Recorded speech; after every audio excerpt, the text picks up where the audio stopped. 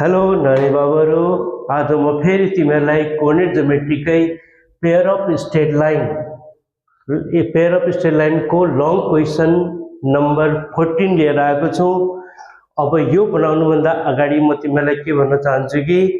मेरो YouTube channel Birendra Thapa 2877 और थापा शर्मा गइकन लाइक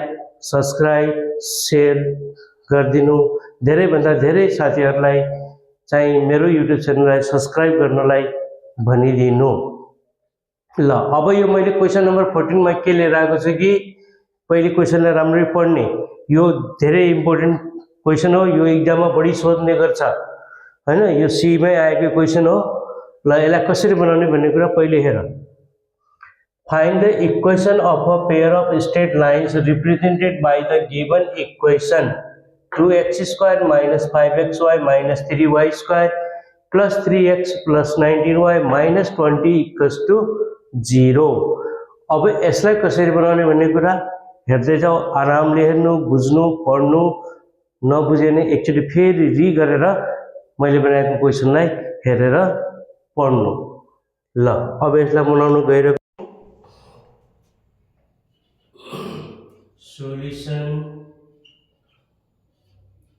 पहिले दिएको लाइन भन्नु है बाबु। हियर द गिवन इक्वेसन, दिएको इक्वेसन कुन हो? 2x² minus 5xy minus 3y² plus 3x plus 19y minus 20 equals to 0। और अब यसलाई बनाउँदाखेरि हामी क्वाड्रेटिक फर्ममा लगेर जाने है। यसलाई क्वाड्रेटिक फर्म लाग्दाखेरि पहिले के होला? ax² प्लस फेरि bx फेरि c। अब त्यही टाइपले यसलाई पनि हामीले राख्ने। अब यसमा राख्दाखेरि पहिले 2x² को टर्मलाई त्यस्तै लेख, 2x² minus 5xy र प्लस 3x लाई सँगै राख्ने हैन। फेरि यो माइनस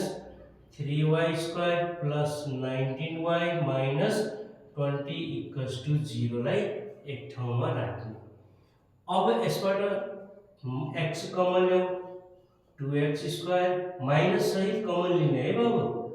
x कमन आउँदाखेरि 5y minus 3। अब यसबाट पुरैबाट माइनस कमन ल्याऊ, 3y² minus 19y minus 20 equals to 0। comparing with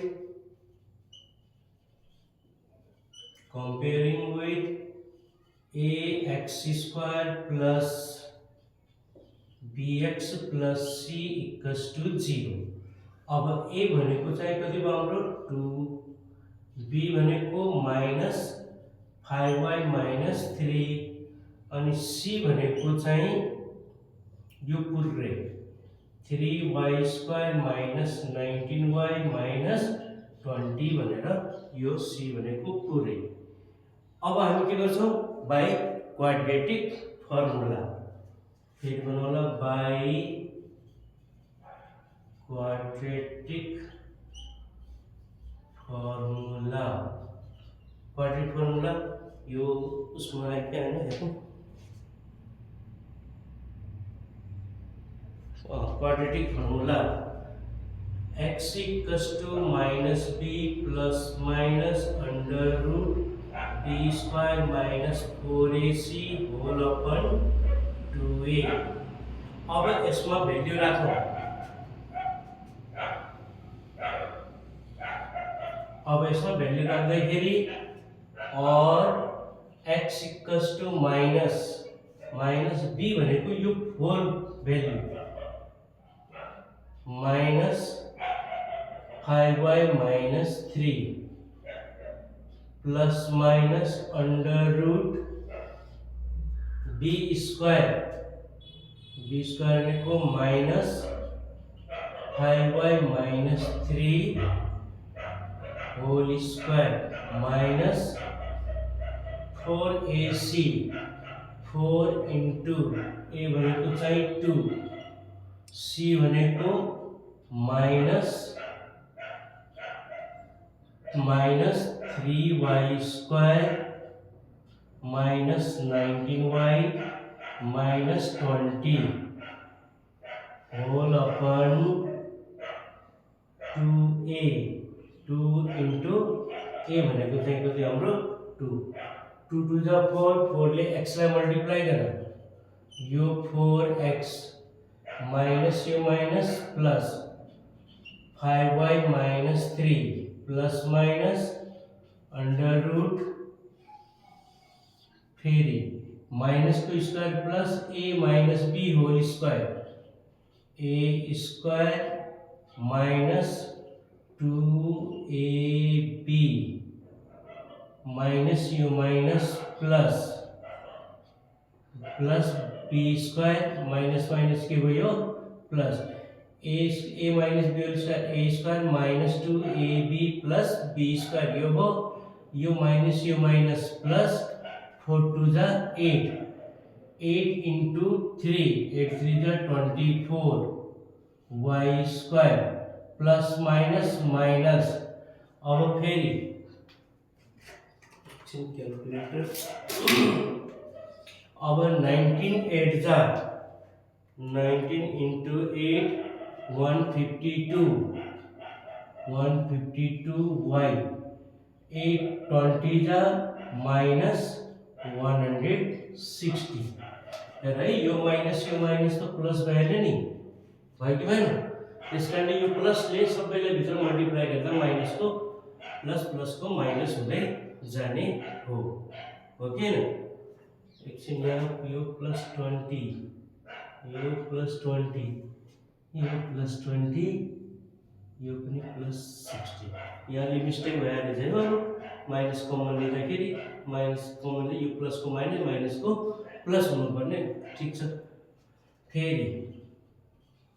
4x equals to 5y minus 3 plus minus under root 5 को square 25 y square minus 5 to the 10 10 to the 30y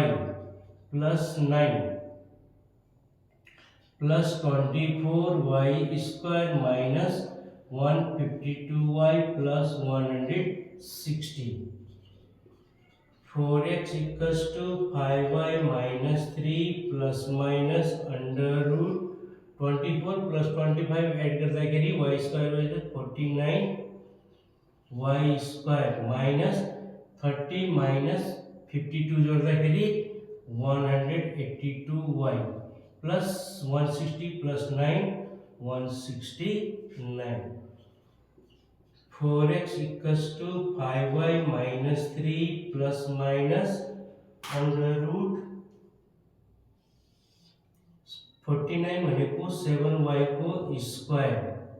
169 भनेको 13 को square minus 2ab हैन अब यो 2ab बनाउने किन यो र यो मल्टिप्लाई गर्दा 182 आउँछ कि आउँदैन हेर्ने है बाबु 2 into 7 into 13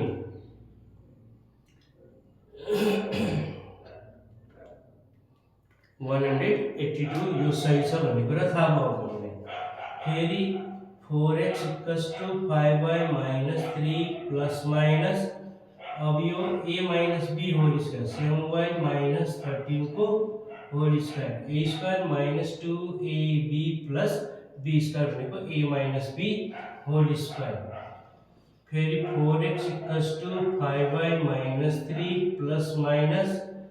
अब यसको स्क्वायर रुट कति होला 7y minus 13 अब यसलाई टेकिङ पोजिटिभ टेकिङ नेगेटिभ गरेर हामी यसलाई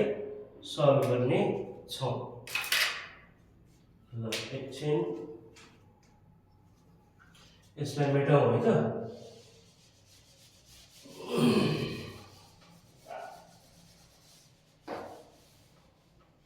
ल यसलाई टेकिङ पोजिटिभ नेगेटिभ गरेर सल्भ गरौँ अब यहाँ लेखौँ टेकिङ पोजिटिभ साइन लिँदाखेरि 4x equals to 5y minus 3 plus अब प्लस लिँदाखेरि केही फरक पर्दैन 7y minus 13 और 4x 7 plus 5 12 12 लाई लेफ्ट साइड में ल्याउँदाखेरि ल एकचोटि सल्भै गरौँ 12y minus 16 सबैबाट 4 कमन छ हेर त सबबाट 4 कमन आउँदाखेरि x equals to 4 3 जा 12 4 4 जा 16 और x minus 3y plus 4 equals to 0 एउटा पोजिटिभ साइन लिँदाखेरि एउटा इक्वेसन यो आयो फेरि बनाउला taking negative sign 4x equals to 5y minus 3 5y minus 3 अब प्लस को ठाउँमा हामी के गर्छौं माइनस माइनस लिँदाखेरि 7y minus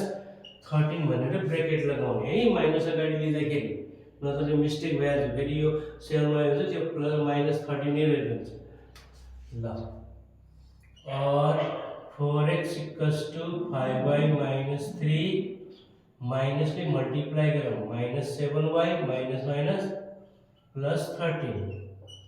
4x equals to 7 बाट 5 माइनस गर्दाखेरि माइनस 2y प्लस 10 4x सबैलाई लेफ्ट साइड में ल्याउँदाखेरि साइन चेन्ज गर्ने plus 2y minus 10 equals to 0 सबैमा 2 कमन छ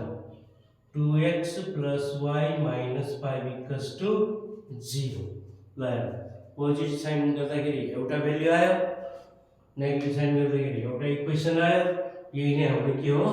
सेपरेट इक्वेसन फेरि बनाउला therefore separate equations are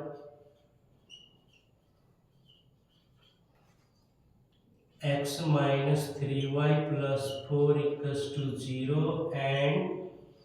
2x plus y minus 5 equals to 0 यसरी बनाउने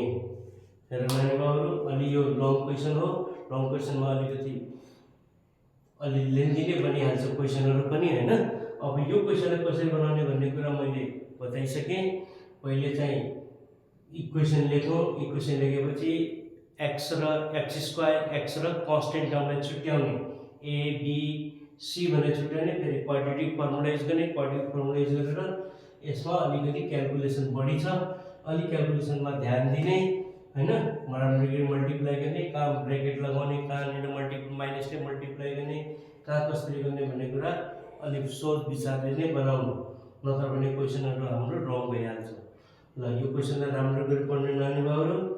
हैन मेरो युट्युब च्यानललाई लाइक सब्स्क्राइब शेयर पनि गरिदिनु आफू पनि पढ्नु आफ्नो साथीहरु पनि पढ्न लगाउनु है बाबुहरु थ्यांक यू